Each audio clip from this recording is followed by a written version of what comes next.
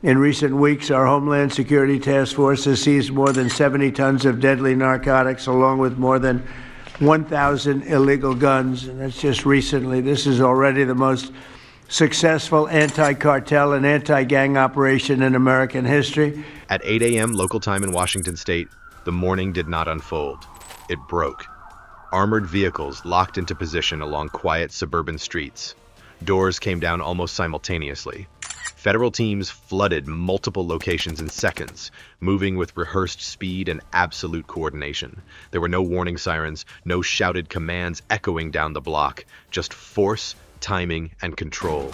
There were no loud shootouts and no dramatic standoffs caught on camera, yet the target was far bigger than a single house or a single suspect. According to reporting by Reuters and the Associated Press, this operation struck directly at the core of a cartel-linked network that had been operating deep inside the United States. Within hours, authorities confirmed the seizure of massive quantities of fentanyl and methamphetamine, dozens of firearms, and large amounts of cash. Investigators later stated that the fentanyl alone, roughly 269 pounds, represented nearly 6.9 million potentially lethal doses, a figure that stunned even veteran agents. What alarmed federal officials most was not just the scale, but the silence. For months, this network moved drugs through normal highways, commercial trucks, and local distribution channels, blending into everyday American life without raising immediate red flags. As Reuters confirmed, the investigation revealed a system designed to look ordinary, legal, and invisible. This moment was not a sudden raid. It was the final snap of a trap, built over 18 months of surveillance, tracking, and patience. Stay with us and subscribe to Military Power, because what unfolded next reveals how close this operation came to slipping away unnoticed, and why federal agencies say similar networks may still be out there today. Washington state was never supposed to be the final stop. It is not a border state, not a desert crossing point, and not a place most people associate with cartel operations. Yet that assumption is exactly what allowed this network to grow. According to reporting by Reuters and the Associated Press, federal investigators began noticing unusual patterns along the West Coast months before the raids. Commercial trucks were moving frequently between California and Washington, following legal routes, carrying legitimate paperwork, and blending perfectly into everyday traffic. On the surface, nothing looked criminal. That was the danger. The first red flags did not come from dramatic busts, but from small inconsistencies. Shipments that did not match business needs. Drivers who appeared clean on paper but were connected to multiple high-risk routes. Federal agencies led by the DEA with support from ICE quietly widened their focus. Instead of stopping one truck or one driver, they mapped the flow. Who loaded the cargo, where it paused, who received it. Over time, a picture began to form, not of isolated smuggling, but of a coordinated supply chain operating inside the United States. At the center of that system were connections tied to the Sinaloa Cartel, a name long associated with large-scale drug trafficking and violence in Mexico. U.S. authorities have repeatedly identified Sinaloa as one of the most powerful transnational criminal organizations in the world, capable of moving enormous quantities of narcotics across borders while staying ahead of enforcement. In this case, investigators concluded the cartel was not pushing product directly on the streets. Instead, it relied on layers of intermediaries, transporters, and local distributors, each separated enough to reduce risk, yet connected tightly enough to keep drugs flowing north. What made the operation especially serious was how ordinary it looked. The trucks were not hidden. They drove on major highways like Interstate 5, alongside commuters and delivery vehicles. The distribution did not focus only on big cities, but expanded into suburban and rural communities, areas with fewer law enforcement resources and less daily scrutiny. Federal officials later explained that this strategy allowed the network to spread fentanyl and methamphetamine quietly, avoiding attention while maximizing reach. Reuters confirmed that this approach reflected a broader trend seen in cartel operations across the country. From the U.S. perspective, the goal was never a fast strike. Agents did not want headlines built on a single arrest. They wanted the structure. Over nearly 18 months, investigators tracked movements, analyzed communications, and coordinated between agencies that do not always work side by side. Each delay was intentional. Every unbroken link was more evidence. The aim was to expose how the drugs entered the country, how they moved, and how money and weapons supported the system along the way. By the time the raids were approved, authorities believed they were facing a fully formed network capable of causing mass harm. As confirmed by the Associated Press, the quantities later seized showed that this was not street-level dealing, but an operation measured in millions of potential doses. Officials stated that dismantling only one layer would have left the rest intact, ready to rebuild within weeks. This set the stage for the coordinated takedown. What appeared sudden to the public was, in reality, the final step of a long and methodical campaign. Washington had become the endpoint not by accident, but by design, chosen precisely because it looked safe, distant, and unlikely. That raises the central question moving forward. If a network of this size could operate quietly in plain sight for so long, how many others are still moving beneath the surface of everyday American life? The drugs did not arrive through tunnels, submarines, or secret jungle airstrips. Instead, they moved in plain sight, carried by the same highways millions of Americans use every day. According to verified reporting by Reuters, investigators later confirmed that the cartel's supply chain followed one of the most ordinary routes on the West Coast. From Mexico, shipments crossed into California and then rolled north, mile after mile, along Interstate 5, heading straight toward Washington state. And there was nothing exotic about the path, and that was exactly the point.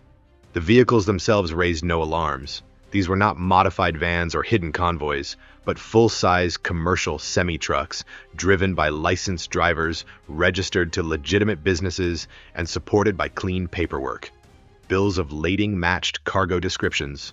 Schedules looked routine. Each shipment blended seamlessly into the massive flow of food, consumer goods, and industrial materials that move along the West Coast every day. As the Associated Press later reported, this operation relied on appearing boring, predictable, and legal, knowing that attention is usually drawn to what looks unusual. Federal agents would later describe this phase as the most dangerous part of the operation, not because of gunfire but because of invisibility. The cartel did not need speed or stealth, it needed patience. By using normal highways and standard logistics, the network reduced the risk of searches and avoided the kinds of border scrutiny that come with more obvious smuggling methods. Each truck became a moving blind spot, protected by the sheer scale of American commerce. What made the route even more effective was how it ended. Washington state was far enough from the border to feel detached from cartel violence, yet close enough to major ports, cities, and distribution hubs to move product quickly. From there, drugs could be redirected into cities, suburbs, and smaller towns across the Pacific Northwest. Reuters confirmed that investigators believed this geographic distance helped the network operate longer without drawing local suspicion, especially in areas where large-scale drug trafficking was not expected. For months, agents watched the pattern repeat. Trucks arrived, cargo moved, payments flowed back south. No explosions, no dramatic arrests, just a steady, quiet rhythm. The longer the route stayed intact, the more confident the network became. According to the Associated Press, this confidence led to larger shipments and more frequent runs, increasing the potential damage with every successful delivery. The turning point did not come from a major operation or a high-speed chase. It came from something far smaller, a routine traffic stop, a minor violation that under normal circumstances would have ended with a warning or a ticket.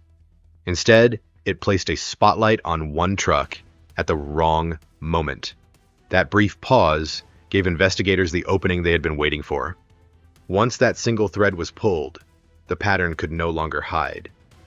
Routes connected. Names repeated. Locations overlapped. What had looked like independent shipments suddenly revealed themselves as parts of a single system. The highway that had protected the network became the evidence that exposed it. And with that, the quiet road from Mexico to Washington stopped being invisible, marking the beginning of a collapse that would soon spread far beyond one driver and one truck. When the storage doors finally came up, the pace of the operation slowed for the first time. Agents who had moved with speed and certainty paused, checked their notes, and then checked the numbers again. According to confirmed reporting by Reuters, the scale inside these warehouses immediately pushed the case into a different category. This was no longer about routine trafficking or regional distribution. What sat in front of them represented a level of volume that few local investigations ever encounter. The most alarming figure surfaced first. Investigators documented the seizure of 269 pounds of fentanyl, a synthetic opioid so potent that federal health agencies measure its danger in micrograms rather than grams. Authorities later explained that this amount translated to nearly 6.9 million potentially lethal doses, a calculation based on standards used by U.S. drug enforcement and public health officials. Reuters and the Associated Press both confirmed that this single seizure ranked among the largest fentanyl takedowns ever recorded in the region. The numbers did not stop there. Alongside the fentanyl were more than 4,600 pounds of methamphetamine, stacked, packaged, and ready for movement. Additional quantities of cocaine and heroin were also recovered, each contributing to a stockpile that investigators described as industrial in scale. This was not a cache meant to supply a handful of street dealers. It was inventory designed to flood markets over time, feeding a steady flow of addiction across multiple communities. What unsettled agents most was not just how much was seized, but how quietly it had been moving. These drugs were not stored in hidden jungle camps or remote border towns. They were sitting inside ordinary facilities, tied to normal commercial routes, waiting for the next shipment window. According to the Associated Press, officials later stated that the network's structure allowed it to release product gradually, reducing attention while maintaining constant supply. This slow release model made the operation harder to detect and far more dangerous in the long term. From a public health perspective, even a fraction of the fentanyl recovered could have triggered a crisis. Federal data cited by Reuters shows that fentanyl remains the leading cause of overdose deaths in the United States, responsible for tens of thousands of fatalities each year. Officials involved in the case emphasized that a single kilogram of fentanyl can produce hundreds of thousands of doses. In this context, 269 pounds was not just a large number. It was a national-level threat compressed into a few storage rooms. The methamphetamine added another layer of risk. Unlike fentanyl, which often kills quickly, meth drives long-term addiction, mental health damage, and community instability. Law enforcement officials told the Associated Press that the combination of these substances suggested a deliberate strategy. Fentanyl delivered immediate profit through extreme potency, while meth sustained demand over months or years. Together, they formed a balanced pipeline designed to maximize both revenue and control. Inside the warehouses, the packaging itself told a story. Uniform bundles, consistent labeling, and careful separation showed discipline and planning. This was not chaotic stockpiling. It reflected an organization that understood logistics, timing, and market demand. Federal agents later noted that such precision usually appears only after a network has operated successfully for an extended period. As the inventory was logged and secured, one question began to dominate internal discussions. If this volume had already reached Washington, how much had passed through undetected before? Officials confirmed to Reuters that investigators believed the seized drugs represented only a portion of the network's total movement. The rest had already moved on, absorbed into communities that would never see the warehouses they came from. That reality sharpened the stakes of the operation. This seizure did not just close a case. It interrupted a flow that had the potential to overwhelm hospitals, first responders, and families across the Pacific Northwest and beyond. The drugs were now locked away, but the implications lingered. If this shipment had not been stopped, where would it have gone next? And how many lives would have quietly paid the price before anyone noticed. As investigators pushed deeper, a clear pattern emerged. This cartel network was not anchored in major cities where police presence is heavy and attention is constant. Instead, it spread outward, embedding itself in suburban neighborhoods and rural towns across Washington and nearby states. According to reporting by Reuters, federal officials explained that these areas offered something far more valuable than anonymity alone. They offered time. Fewer patrols, longer response windows, and communities less accustomed to large-scale criminal operations allowed the network to operate quietly and consistently. What surprised agents was how quickly violence potential surfaced once the network was uncovered. During the raids, authorities recovered 23 firearms, including rifles and handguns, spread across multiple locations. The Associated Press confirmed that several of these weapons were linked to individuals already facing prior violations, suggesting they were not collected for sport or personal defense. They were tools. Their presence changed the entire risk profile of the operation. Federal officials later emphasized that this was not a case of street-level dealers carrying weapons for intimidation. The placement of firearms showed planning. Weapons were positioned to protect shipments, cash, and personnel if something went wrong. This arrangement reflected what investigators described as a semi-militarized structure, one designed to hold ground long enough to protect assets or allow key figures to escape. According to the Associated Press, authorities warned that this level of preparation mirrors trends seen in other cartel-linked operations across the country. The choice to operate in quieter communities also created another advantage. Law enforcement resources in rural and suburban areas are often stretched thin, focused on property crime, traffic enforcement, and local disputes. Large-scale drug trafficking can blend into the background longer, especially when it avoids public violence.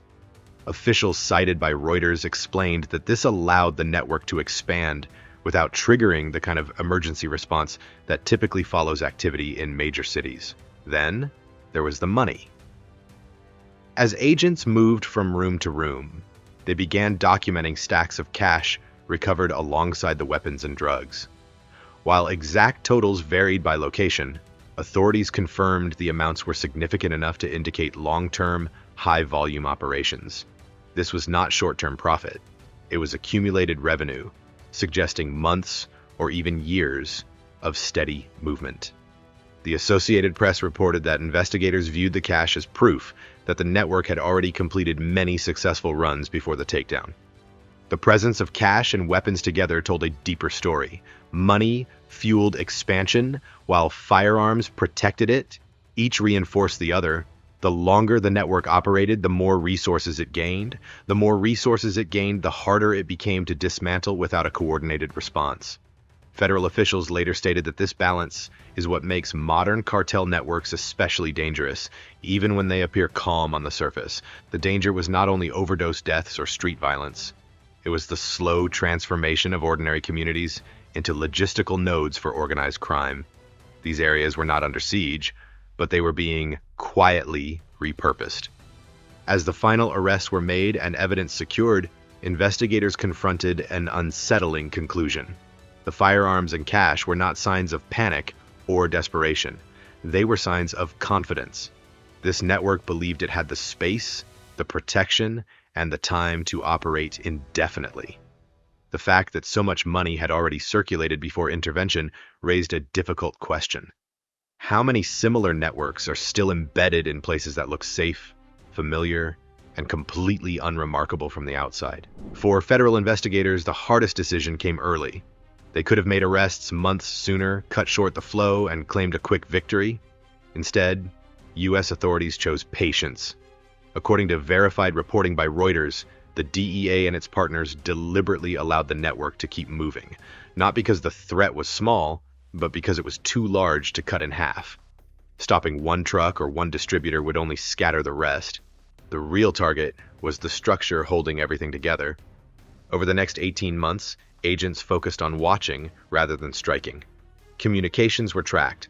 Travel patterns were logged. Distribution schedules were mapped piece by piece. Each delivery revealed another name. Each payment pointed to another link. Rather than chasing individual crimes, investigators studied how decisions were made and who ultimately controlled them. Reuters confirmed that this slow approach allowed agencies to identify not just couriers, but coordinators, financiers, and enforcers operating across borders. As the picture sharpened, investigators traced the command structure south. At the top, prosecutors allege, were two brothers operating from Mexico, directing the flow remotely. They did not need to cross the border or touch the drugs themselves. Using trusted intermediaries and encrypted communication, they coordinated shipments, resolved disputes, and adjusted routes from a distance. According to the Associated Press, U.S. officials stated that this model reflects how modern cartel leadership minimizes exposure while maintaining control over vast operations. The longer surveillance continued, the more confident the network appeared to become. Shipments increased, routes stabilized, cash accumulated. From the outside, nothing seemed wrong. That confidence worked against them. Each successful run generated more data, more evidence, and more leverage for prosecutors.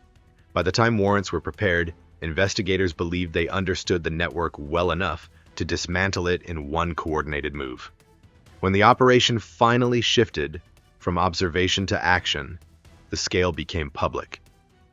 Federal prosecutors announced that 19 defendants had been charged, facing a total of 37 federal counts, including drug trafficking conspiracies and weapons violations. The Associated Press confirmed that these charges reflected roles across the entire supply chain, from transportation and storage to coordination and protection. This was not a sweep of low-level dealers. It was a strike aimed at the backbone of the operation. Still, the risks of waiting were real. During those 18 months, drugs continued to move. Communities remained exposed. Every day of surveillance carried the possibility that something could go wrong. Yet authorities concluded that a partial takedown would leave too much intact. By allowing the network to fully reveal itself, they gained the evidence needed to justify simultaneous arrests, seizures, and prosecutions. When the trap finally closed, it did so everywhere at once. Communications went silent. Routes stopped. Storage sites were locked down. The network did not collapse gradually. It snapped. Officials told the Associated Press that this sudden loss of coordination is exactly what investigators aim for, because it prevents quick adaptation and limits the ability of remaining members to reorganize. As the dust settled, one question lingered inside law enforcement circles. This network had been exposed, mapped, and dismantled through patience and coordination. But drug trafficking is not a single organization. It is a moving ecosystem. If one structure can operate quietly for over a year inside the United States, how many others are still evolving, waiting for their own moment of confidence before the next trap is set? When the final evidence was sealed and the last suspect taken into custody, federal officials stepped back to measure what had truly been stopped. According to confirmed reporting by Reuters, authorities stated that the scale of the seizure meant more than numbers on a spreadsheet. With hundreds of pounds of fentanyl removed from circulation, investigators believe this operation may have prevented thousands of potential overdose deaths, at a time when fentanyl remains the leading driver of America's drug crisis. In that sense, the impact extended far beyond courtrooms and prison cells. From the U.S. perspective, this case became a textbook example of a different kind of enforcement strategy. Instead of fast arrests and short-term disruption, agencies chose patience, coordination, and system-level targeting. The Associated Press reported that officials emphasized how cooperation between the DEA, ICE, and other partners allowed investigators to dismantle supply routes, financial channels, and leadership layers all at once. It was not about chasing individuals. It was about collapsing the machinery that kept the network alive. Still, there was no declaration of victory. Federal authorities openly acknowledged that drug trafficking is adaptive. When one network falls, another often tries to fill the gap. Modern crime does not always hide in dark alleys or violent confrontations. It hides inside paperwork, commercial trucks, and highways that look completely ordinary to everyone else. That reality leaves an uncomfortable question hanging in the air. Have federal agencies done enough to stop networks like this? Or is this takedown only the visible tip of something much larger still moving beneath the surface? Don't forget to subscribe to Military Power if you want to keep uncovering the quiet operations that shape America's security behind the scenes.